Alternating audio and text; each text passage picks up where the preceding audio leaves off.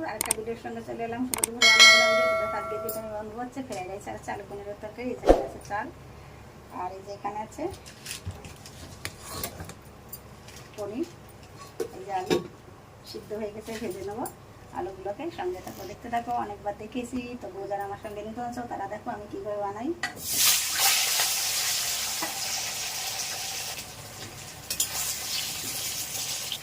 চালের মধ্যে জলের মধ্যে আমি নুন আর ভিনিগার দিয়ে দিয়েছি। চালগুলো দিয়ে দেবো।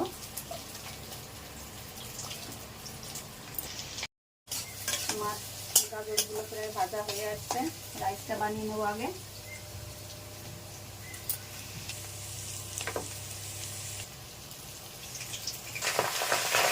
দিয়ে দেবো একটুখানি চিনি, দিয়ে দেবো কেওড়া জল, দিয়ে দেবো গোলাপ জল। আমি এইগুলো দিই, আমার ভালো লাগে সেন্টটা। আর এই দিয়ে দেবো আমার বানানো ঘরের মশলা। তো আমি ভাতের মধ্যে দিয়েছিলাম লবণ, ওই জন্য অল্প লবণ দিলাম। তো আমার রাইস কিন্তু হয়ে গেছে। আমি পনিরের সবজিটা দেখাতে পারলাম না, কারণ আমার ভিডিওর টাইম হয়ে গেছে। দেখো আমার রাইসটা কিন্তু হয়ে গেছে। তেজপাতা ফোড়ন দেবো, শুকনো লঙ্কা দেবো, আর এই যে কালো জিরা, দারচিনি, এলাচ, জয়ত্রী। আর এই যে এখানে আছে পোস্ত আর আছে চাল মগজ আর টমেটো পেস্ট।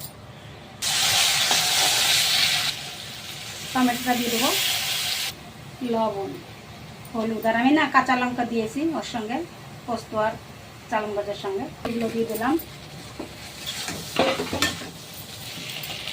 চিনি দিয়ে দেবো। ভাজা হয়ে গেছে তরকারিটা, ঝোল দিয়ে দেবো।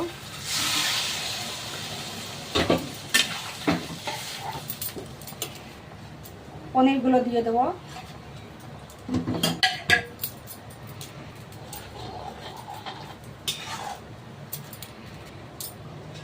তো আমার হয়ে গেছে কিন্তু আলু পনিরের তরকারিটা। দেখাই যে একটুখানি গরম মশলার গুঁড়ি দিলাম, নামিয়ে দেবো।